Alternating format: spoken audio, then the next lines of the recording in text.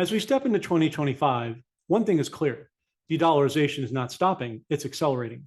China and other Brics nations are scared of President Trump, and it's making them more determined to reduce their dependence on the US dollar and establish themselves as a global economic superpower. Their secret weapon? Gold. In fact, China resumed buying gold. And you know what's even more telling? They underreport their buy. Doesn't it make you wonder why? They recognize its global value and its ability to withstand economic shocks. Gold is a global asset with innate value. It's tangible, reliable, and it's immune to economic manipulation. China and other Brics countries want to be prepared. They just don't want it to be known. But this isn't about nations. It's about you. In a world of shifting economic power, gold is your personal hedge against uncertainty. That's why Noble Gold Investments can help you secure your financial future with gold. Visit noblegoldinvestments.com today to learn more. And with a qualified account, receive 10 1-ounce silver American Eagle coins. That's noblegoldinvestments.com. And remember, there's always a risk of investment and there's no guarantee of any kind. Hello, and welcome to the podcast. We're very excited to have with us the one and only CEO of our brand new sponsor, which we're excited to have, Noble Gold. We have with us Colin Plume, who's going to be giving us his precious time and information for all of you to understand where we're going in the new financial realm and how precious metals plays an integral role in that. If you are new to the podcast, please do like, subscribe, and share so that others can gain in the knowledge you're being afforded. As we always do with our new guests and now our brand new and excited sponsor, we read their bio, so we will do so summarily. Colin Plume is a renowned expert in the precious metals industry. He specializes in helping investors achieve outsized returns with minimized risks. Over the past 2 decades of experience, he has guided clients in building and preserving wealth through alternative assets. As a serial entrepreneur, Colin has founded many successful ventures, including, of course, the aforementioned Noble Gold Investments, one of the leading precious metals and IRA brokerages, and My Digital Money, a cutting-edge cryptocurrency IRA trading platform. Beyond his professional success, Colin is also a dedicated husband and father of 3, and his family-first values influence all of his business and life approaches. He prioritizes integrity along with a genuine commitment to each client's financial well-being, making him a trusted guide and helping navigate people through the complex financial marketplace. With his deep expertise and strategic approach, Colin assists clients in diversifying into alternative assets such as precious metals, real estate, as well as digital currencies. He believes that leveraging these less correlated assets alongside traditional investment vehicles provides the perfect balance of both protection and wealth generation.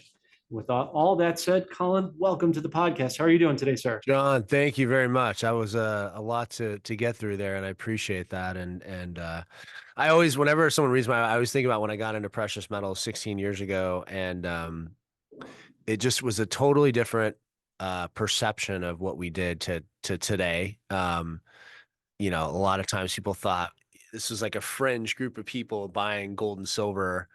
And, you know, fast forward now, like, you know, central banks are, you know, one of the biggest buyers in the world of gold. They bought in November alone, central banks bought 53 tons of gold for the reserves.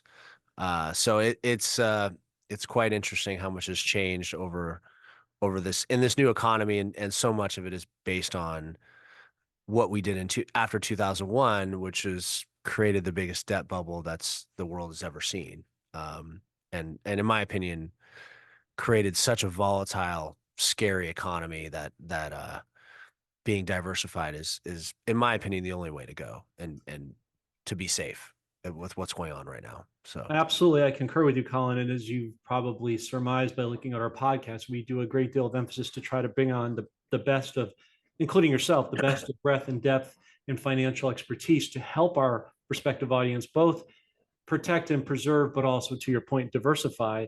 And we believe humbly that on one hand, while this is an uncertain market, it's actually an exciting opportunity if you're positioned properly to take advantage of the greatest wealth transfer that we've seen in modern history. Would that make sense to you? Yeah, absolutely. I mean, like in the news today, this DeepSeek situation with NVIDIA, you know, basically NVIDIA, everyone's touting NVIDIA, the stock's going crazy. And I've been telling people the stock's, it's completely overvalued. And then you have a company come in and say, we can do the same AI technology the numbers are shocking. They said that their chips and their technology cost 3 to 5% of what NVIDIA it costs them to do the same technology. And, that's really the issue is you have, a lot of the growth has already been there. NVIDIA's, you have these top 7 companies, all this tech money, that's really dominated the stock market. And it's created an unbalanced market like we've never seen. I mean, I think that when you look at like the 1970s in the economy and the S&P, there was 50 companies. They called it the Nifty 50. So you had these top 50 companies, IBM, Xerox, all these big companies. And so it was really broad, and the risk was really deferred because 5 to 8 companies had a bad quarter, like the whole market wouldn't like just drop, right? Now we have 7 companies really driving, almost 20% of the growth in the S&P, and so you have this just very narrow gap, and it doesn't allow for a lot of room for error, when you have just so much wealth generated and created with so few companies. And so that's always concerning from an investor's point of view am I diversified? Because once you've created wealth, the key is keeping it. And if you have so much money tied up and it's so tight and held with these 7 companies, um, it could make for a rocky environment, a rocky retirement, and a rocky year. I think this is going to be a very volatile year for the stock market for a number of reasons. But yeah, it's I think the wealth transfer is happening in so many different areas. I mean, you see with the fires in LA, Mhm. that's going to be a massive wealth transfer for a lot of people that can't stay in their homes, which is typically their largest asset that they own. Right. We're already seeing people selling their lots, unfortunately. And so there's just so many ways where people are losing these incredible assets that they own. And a lot of it is just staying power that they can't sustain, right? And that's the only reason you'd sell your land after a fire is you just can't sustain. You can't wait 4 or 5 years to rebuild. So you sell it and you're gonna have to move on, but you're gonna end up buying into another place, and rent's gonna go up, and you're gonna be in the same, sort of position in the future if you don't own assets. You really need to own assets. So yeah, it's a lot happening this year. Obviously, new president, exciting things happening. But you're right. There's going to be a tremendous opportunity this year in a lot of markets, actually.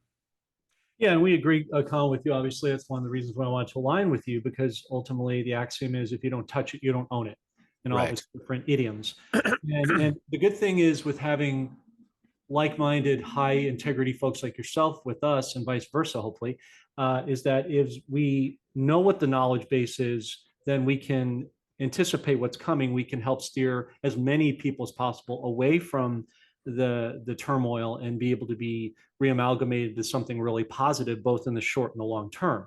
So my first question, because I want to respect your time, Colin, as always, is as the CEO of Noble Gold, we talked about earlier in your bio, there's no doubt you've seen many, many things over your time. I'm curious, and maybe the audiences as well, is to learn from your perspective, how did you start Noble Gold? And what, in your estimation, helps separate Noble Gold from some of the other worthy precious metal providers that are out there? Yeah. So I started Noble Gold with an idea that precious metals should have more education, and I think a lot of it was when I worked for another gentleman who had a business in the same space, and I loved it. I loved precious metals. I loved, it's such a clean transaction for somebody when they get precious metals from us. Like we ship it to them, or if they want us, we'll store it, but it's all physical. It's no fund. It's not an ETF. So it's a great business in that I know, like, I've done my job, right? I shipped it to you, you got it. And then later on, if you want to sell it, we'll buy it back from you, obviously. So that was the first thing is I wanted a place that people could trust. It's an unregulated industry. So I wanted a place where people could trust they're getting, first of all, the right product in a quick amount of time. But also what I really wanted to do was focus on the education because I felt like there was a lot of bait and switch and a lot of things happening that didn't make sense to me because there's a lot of companies like our competitors that are saying that they're going to give you, $20,000 in free silver and they're going to give you all these free thing. And I just didn't understand. And basically what it is they sell you coins that at a huge premium, and then they give you some for free, but it never works out in your favor. It's always a negative thing. And that's been going on in the industry for 40 years. So when I started, I wanted to sell bullion, coins, and bars. I wanted to sell what the banks buy. These products, this is a kilo bar. We sell a lot of these. This is what central banks buy. This is what an institution buy. And you get the most bang for your buck this way. So you're going to make the most profit. When you get these, they have the lowest premium. And then when you sell it, you're going to get the best value because anyone will buy these. What happens a lot in the industry is that if you go to a lot of our competitors, they have like 5 or 10,000 coins. Well, most people aren't going to buy all those different coins, right? You want to buy what you can liquidate at any time. And so that's what I wanted to focus on was the bullion and get people educated on bullion, coins, and bars, which in the long run is less profitable because I don't sell a lot of these exotic coins. But like in today's world where gold has more than doubled for most of my clients. I mean, I had a client last year that made $900,000 in profit from buying gold from us. And then they moved their money into silver. So that would only happen if you're buying bullion. Whereas, some of my competitors, they wouldn't even have worked through some of their fees. That's how much they charge some of them. So I wanted to focus on the education. Also wanted to get away from the stigma that this is like a tinfoil hat type investment, John. Like I have hedge fund people buying physical gold for me. I have heavy hitter stockbrokers that are buying gold for me. Like people that really understand the markets do not buy ETFs. They're buying physical gold. So I wanted to kind of dispel those myths that it's only for a certain group of people. It's really for everybody. And so that was my mantra getting into the business. And then we really grew the business with relationships like ours today. Like I focused on influencers like you. That's how we built the business.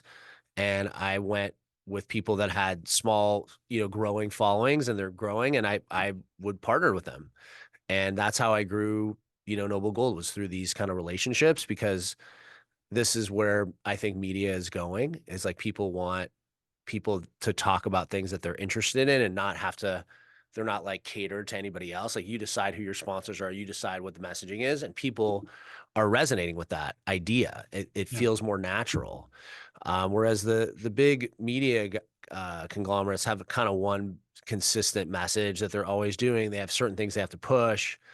They're tied to pharmaceuticals, right? I mean, one of the great ideas of this whole new administration and what Kennedy is talking about is not allowing U.S.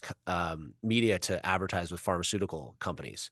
And I don't think it'll happen because there's so many billions and trillions of dollars being thrown at that idea. But it would be fantastic, right? Because most first world countries don't have these kind of advertisements that we do in this country. They don't advertise for Ozempic, right? They don't allow it on TV. So these are exciting ideas. And so that's really how I built Noble Gold is through these kind of relationships and, supporting people that believe in the First Amendment, which I believe in, and then just building up sort of organically from there. Great. Thanks for that, Colin. And I agree wholeheartedly with your approach in terms of doing an unconventional approach of going through podcasts like this at the right time and positioning. And as you said, a lot of your heavy hitters in the hedge fund market are recognizing that we really are going back to a literal golden age, and they're positioning themselves accordingly to take advantage of that. And this creates a downflow to the people that follow our channels to be able to take advantage of what the people at the top are doing so they can benefit as well. So in essence, everybody wins, which I think is to the heart of your message, if I'm hearing it correctly. So one of the questions I often get, Colin, which I'm looking forward to getting your response amongst the many, is what is the appropriate rate of gold to silver that people should be getting and why? Given that everyone's individual situation is a little bit different, in general, can you speak to what you typically recommend to most people in your day-to-day dealings? Yeah, I mean, we're not financial advisors. So, I mean, we just typically will present the options and we'll say what our clients are doing because we have that data. Right now, we're almost 65% silver, 35% gold.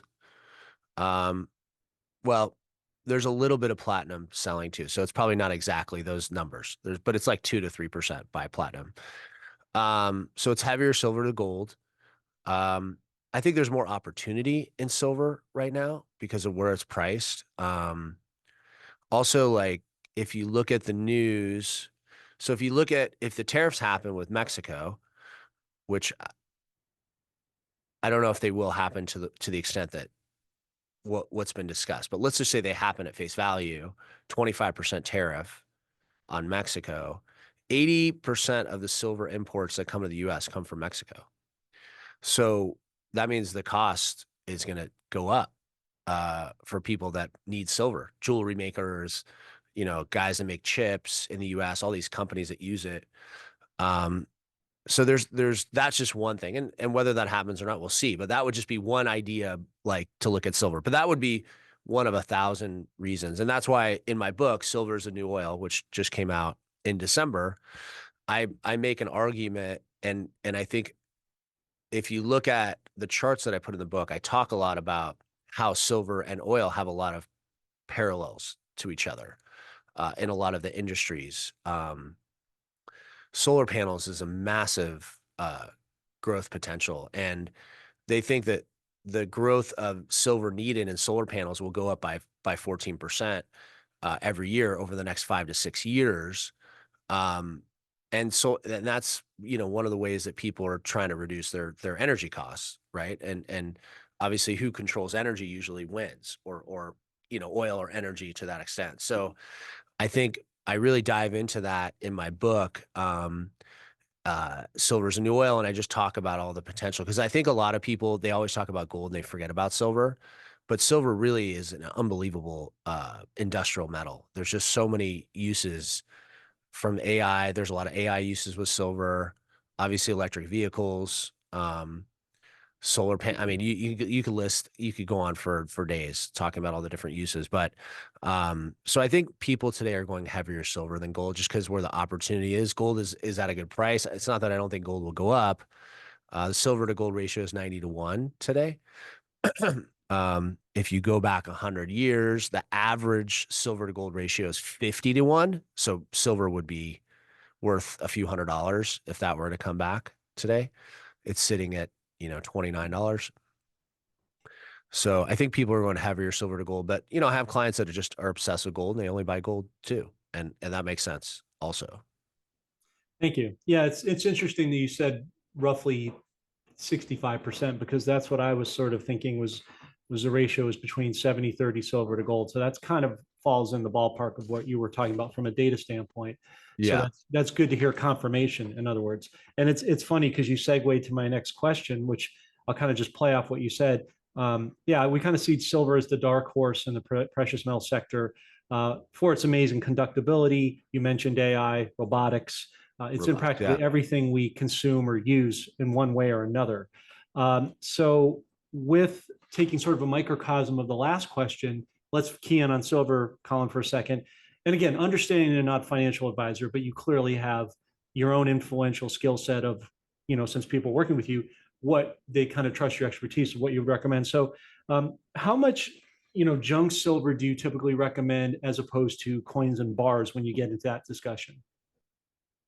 Junk silver. That's a great question. I like that. I love junk silver. I think, in the 16 years I've been doing this, junk silver has like had a lot of interesting things happen. Junk silver is silver coins, US minted silver coins before 1970. As we enter 2025, de-dollarization is accelerating. China and Brics nations are reducing their dependence on the US dollar, and their secret weapon? Gold. China's buying gold, quietly underreporting their purchases. Why? Because they know gold's global value, its ability to withstand economic shocks, and its immunity to manipulation. This isn't just about nations, it's about you.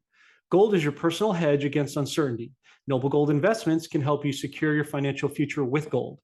Visit noblegoldinvestments.com now and with a qualified account, receive 10 1-ounce silver American Eagle coins. Remember, there's a risk of investment and there's no guarantee of any kind. Mhm. Before 1965, they're 90%. Mhm. After 1965, they're 40%. Right. Um, we sell a little bit of junk silver per month. The problem is that for a while, the when you would sell back junk silver, you wouldn't it was expensive, is what I'm trying to get at. There was a point it was expensive and it didn't make sense. If you're trying to get the best bang for your buck and you want to have the most universal way, you're better off buying, bars like this, like 10-ounce silver bars. Um, Junk silver, I have a great story in my book. I talk about that. I had a client that had a jar of junk silver in his house, and these guys came in to rob his house, and they took like TVs and some other stuff. But he always laughs because he had $10,000 in junk silver sitting right there. They just walked past the jar. They didn't realize that the silver was worth more than any of the other stuff that he had in his house. Um, Sure. so yeah, we sell more bars.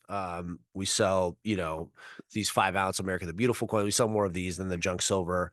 But yeah, I mean, it's a great if you can find it. A lot of people inherit junk silver, so a lot of times they'll call us and they'll sell it back to us because they want to sell for whatever reason, or if they want to go into bars.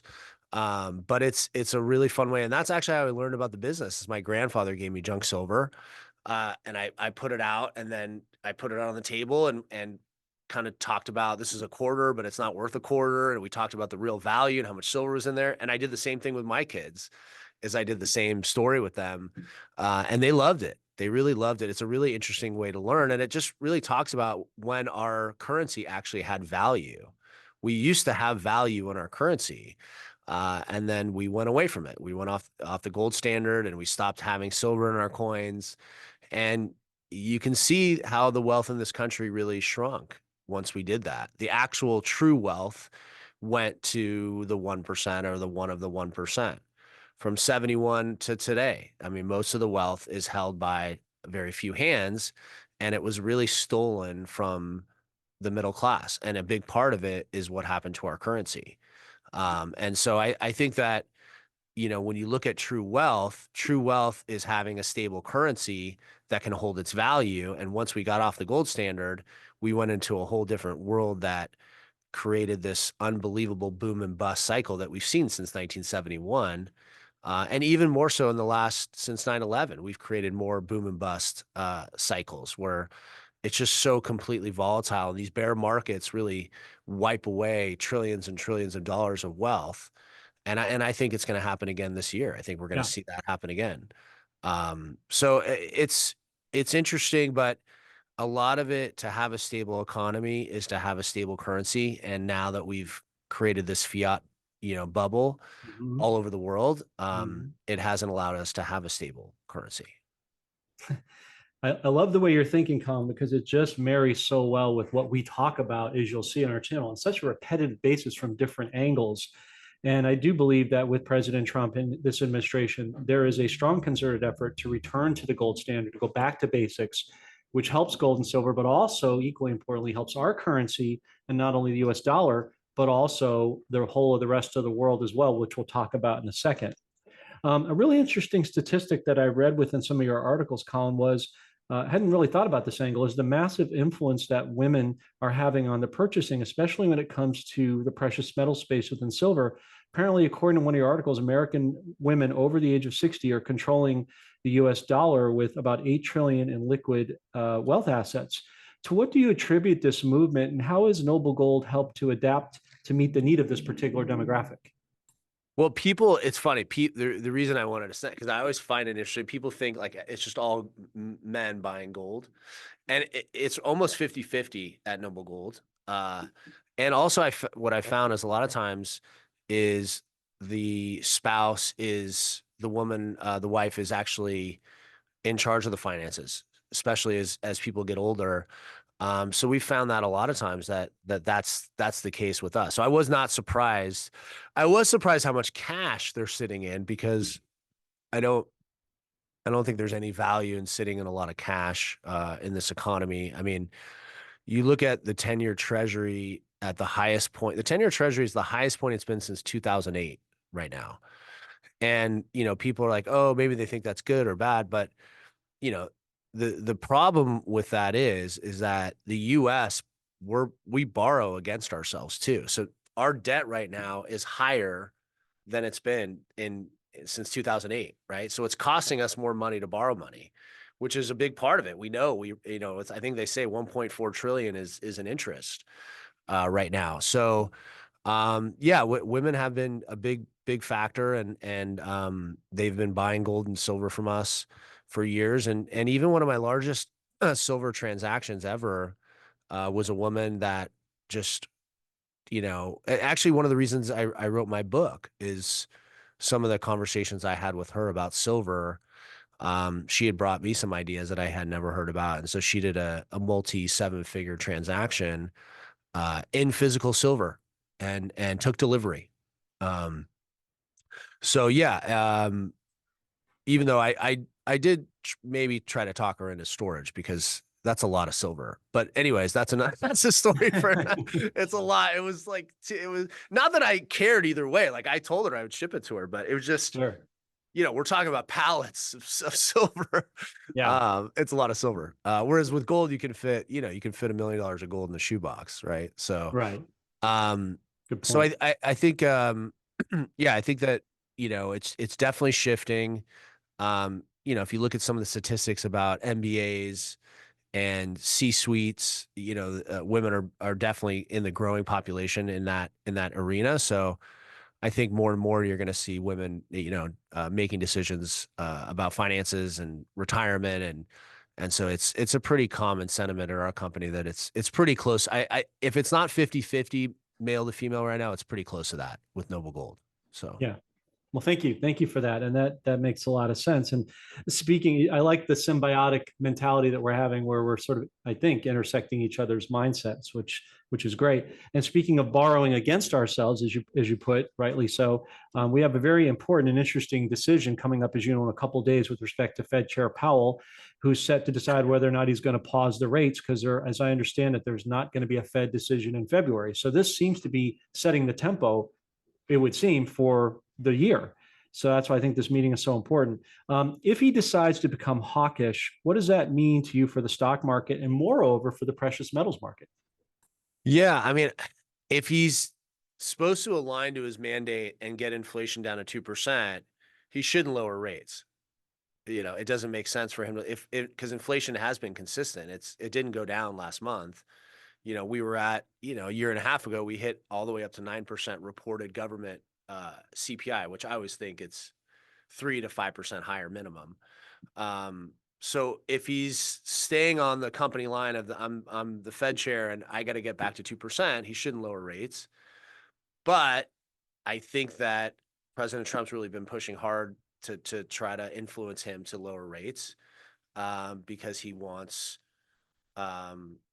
more lending and more lower money, and also a lot of companies on the S&P and the stock market are borrowing too. So he believes, President Trump believes, if you get rates down, that money's cheaper and that we'll see more growth. And that's sort of the strategy. So, but there is a contingency of traders that just came out. I just saw a report in the last week.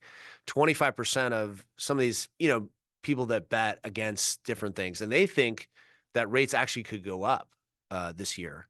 The interesting thing is the Fed has lost a lot of its power in that he's lowered rates 100 basis points, yet rates have gone up.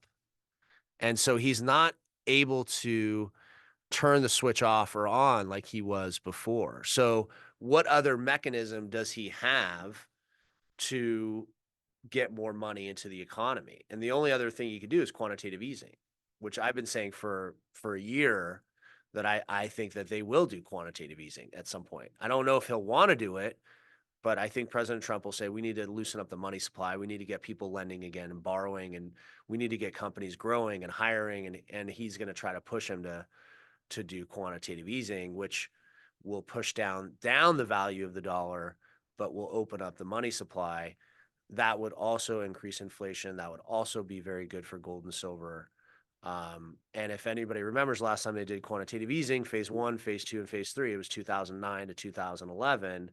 Mhm. Gold went up more than 20% for 3 years in a row. Silver went up even more. And that was the last time silver hit $50 an ounce. So I think that they're going to have to do something.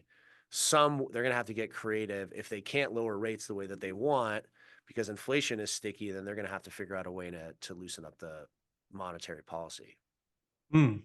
And you have an interesting sort of paradox, Colin, I think, because in the short term, lowering rates is good, but long term, it's bad. But it'll be Correct. good in a sense, we believe personally, for this next point.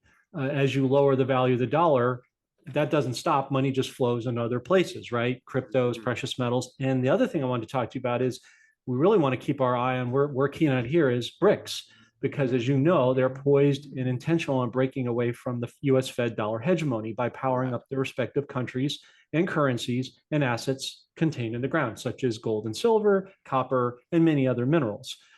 Even if President Trump does implement tariffs on countries like Mexico, Canada, Vietnam, Zimbabwe, and others, wouldn't that just hasten their movement to insulate themselves, as it seems that BRICS is pretty immune to sanctions and tariffs under the BRICS unit currency group? Yeah, they are. Yeah, it's a great point. And Russia is one of the few countries in the world that their their their debt is more under control than other places. So they don't have to, open up the money supply. They don't have to get in this fiat game that most other countries need to continue to, keep their economies going. But yeah, 100%. Those countries, and that's why most countries want to join BRICS now, is because they are insulated. They're really just focused on trade. And yes, they are de-dollarizing. The world's reserve currency in central banks was above 70% 15 years ago. Now we're at 58%. So it is dwindling down. So yeah, they've already said they want to go every time they meet every year. Last year they met in Russia. They did say they want to move away from the dollar and they want to do their own currency. They haven't released anything yet.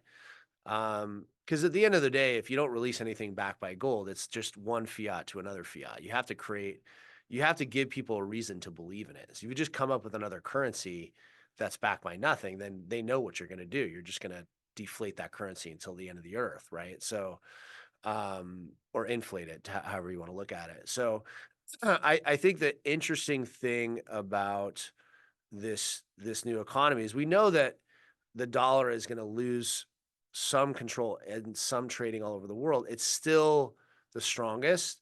And with the dollar being very strong right now, we are seeing a lot of money floating into this country. There is a lot of investors coming in because our fiat currency, which is not very good, but it's just a little bit better than everybody else's fiat currency. So and so that's a big, reason that we've seen the dollar become very strong. Which does hurt us in terms of trade because the dollar being strong means our goods are more expensive. And that's not necessarily a good thing for what President Trump's trying to do. President Trump wants our goods to be sold overseas and everyone buy it. And then he wants to have companies come back here. That's the whole idea behind tariffs is have companies come back here, make products here, create more jobs here, and we keep more of the money here in the US.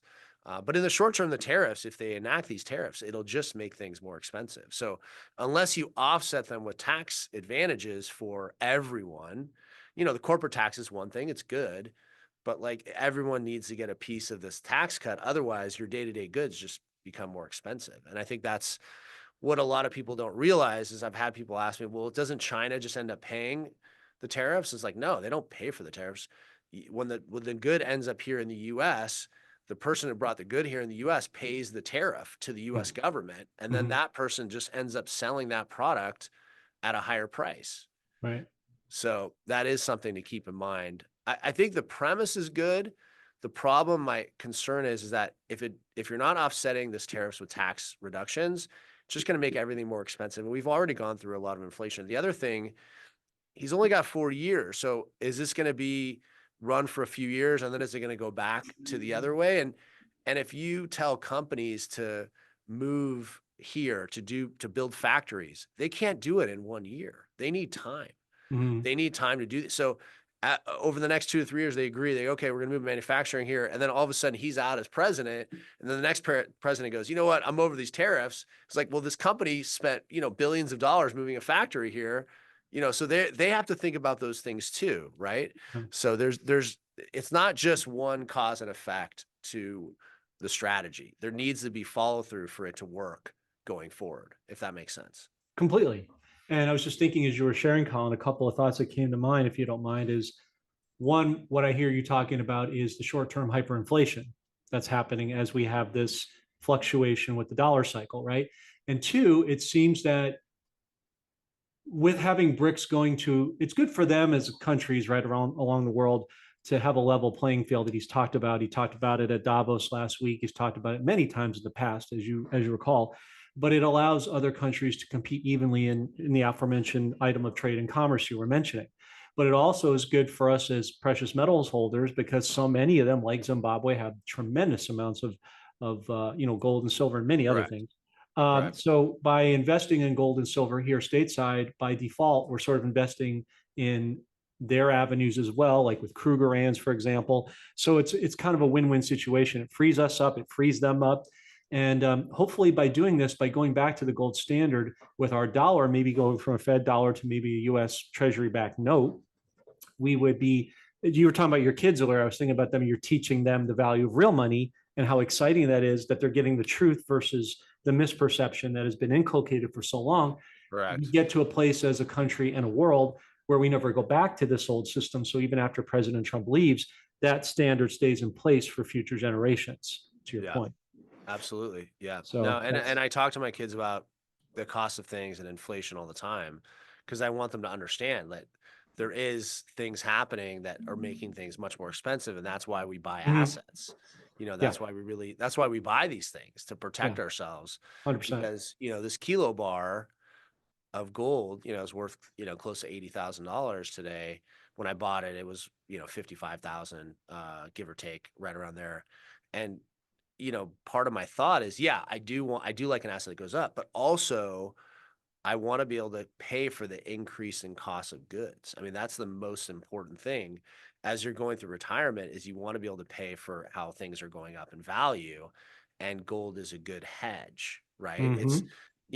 Yes, last year gold was up 26%. It's great, but the biggest idea behind gold is you want to keep up with the cost of inflation. That's the whole idea. And so when I talk to people and they're like, "Oh, the banks and they're all paying this," is like if a bank's paying you 4%, like what do you think inflation really is? Yeah, What do you think really is happening out there? Because people remember when they were paying 1 or 2% how things were.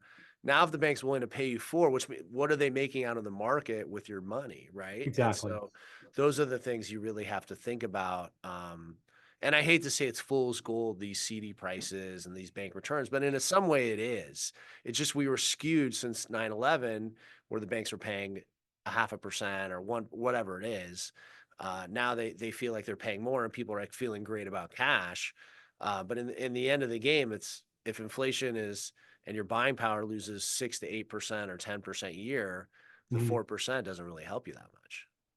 Yeah, I agree. I really don't think going the way, as you said earlier, with cash or the banks, the whole point of gold and silver, not only hyperinflation, is to hold the control in your power, not somebody Correct. else's. Because, like we started the podcast, if you don't touch it, you don't own it, right? Correct. And Correct. who knows, Colin, as we go back to a gold standard here in America and ultimately with BRICS throughout the entirety of the world, which I think is the bigger overarching, picture and point of our discussion, um, you could be paying with gold and silver in purchases going forward, whether that's physical or digital or a combination.